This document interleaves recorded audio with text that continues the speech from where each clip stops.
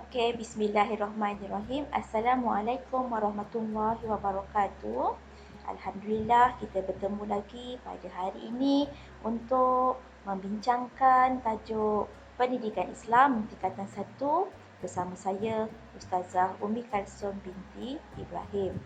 Saya harap anak-anak semua dalam keadaan sihat, dalam keadaan ceria, dalam keadaan yang bersemangat untuk terus belajar. Walaupun dalam keadaan pandemik, kamu terpaksa belajar daripada rumah, tak dapat pergi sekolah, tapi ikhlaskanlah hati, belajar kerana Allah Ta'ala, kerana Allah Ta'ala lah yang akan memberi faham, Allah Ta'ala lah yang akan memudahkan, Allah Ta'ala lah yang akan memberi kesenangan kepada kamu. Okey, sebelum kamu mulakan pelajaran, baca doa, baca surah Al-Fatihah, minta Allah Ta'ala permudahkan. Okay?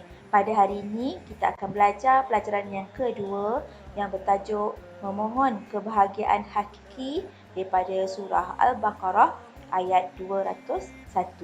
Untuk makluman pelajar semua, ini juga merupakan ayat hafazan yang kedua.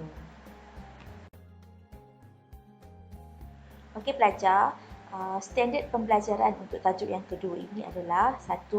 Murid akan dapat membaca ayat 201 surah Al-Baqarah dengan betul, lancar dan bertajwid. Yang kedua, murid dapat menyatakan intisari ayat. Yang ketiga, murid dapat menghafaz ayat 201 surah Al-Baqarah dengan betul, lancar, bertajwid serta fasih. Okey, mari kita baca. Pastikan bacaan anda betul. Okey, nasihat saya apabila kamu membaca, macam biasa, pastikan kamu berhati-hati. Tengok hukum, tengok panjang pendek, tengok makhraj huruf. Keluarkan daripada tempat yang betul kerana membaca ayat Al-Quran itu adalah satu ibadah dan kita akan dapat pahala apabila kita membacanya. Dan ayat ini juga merupakan satu doa yang kita boleh amalkan dalam kehidupan seharian kita. Dan ayat ini juga adalah kalam Allah yang kita kena jaga, yang kita kena pelihara kerana tempatnya adalah tinggi. Bila kita baca, kita akan dapat pahala. Dan bila kita baca, kita akan dapat syafaat daripadanya. Jadi, pelajar-pelajar, kita akan baca ayat ini. Kamu boleh dengar dan kemudian kamu akan baca dan kemudian kamu kena hafal ayat ini. Okey. A'udzubillahi minasyaitonirrajim. Wa minhum may yaqulu rabbana atina fid dunya hasanah wa fil akhirati hasanah wa qina azabannar.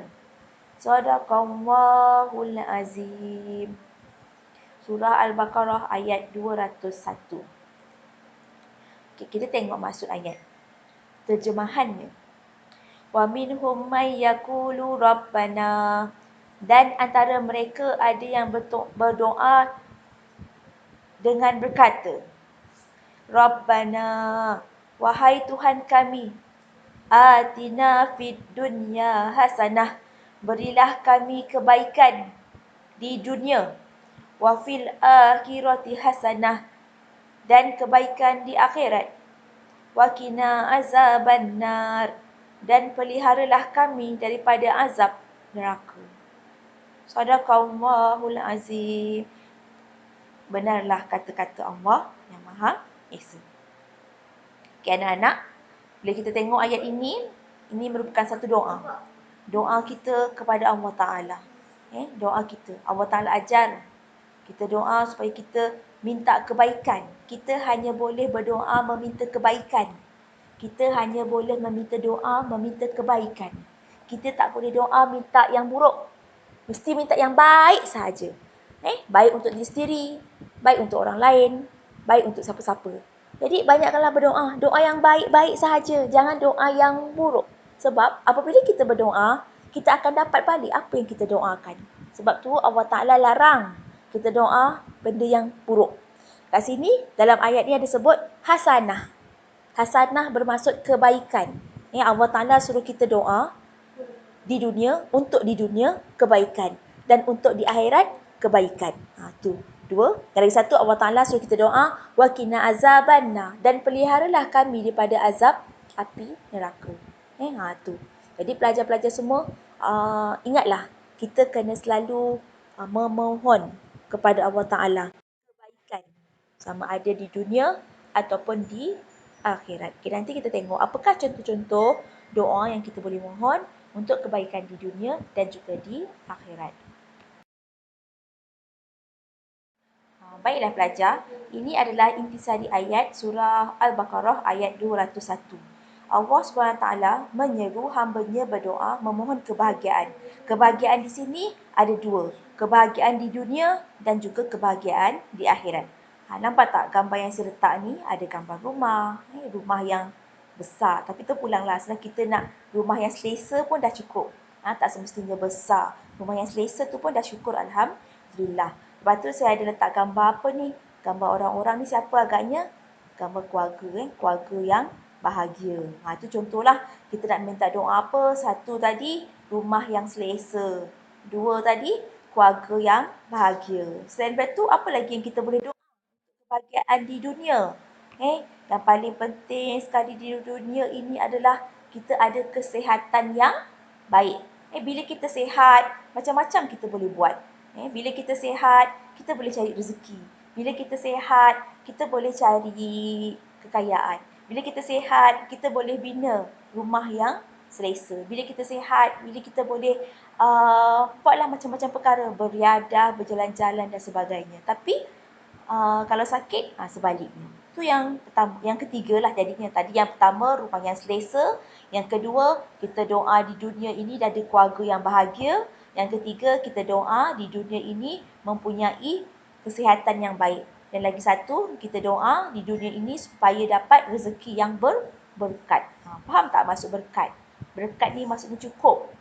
Cukup. Walaupun sikit tapi cukup. Contohlah, contoh berkat. Walaupun sikit tapi cukup. Tu contoh. Contoh 4 perkara yang kita boleh doa. Mohon dengan Allah Ta'ala di dunia ini. Kamu boleh fikir lagi. Apa lagi kebaikan di dunia yang kamu nak? Contohnya apa? Contoh mungkin kamu nak berjaya peperiksaan yang kamu ceburi. Lagi di dunia ini. Mungkin yang sekarang ni kita boleh doa dengan Allah Ta'ala. Minta dijauhkan daripada wabak, penyakit ni lah. Daripada berjangkit pada diri kita. Jadi kita cubalah untuk di dunia ini doa. Ini contoh je. Contoh yang saya bagi kat sini berdasarkan buku teks lah. Kesihatan yang baik, rezeki yang berkat, keluarga yang bahagia. Mungkin awak boleh tambah. Awak boleh tambah awak nak apa agaknya. Awak nak cemerlang dalam peperiksaan. Okay, boleh. Yang penting yang baik.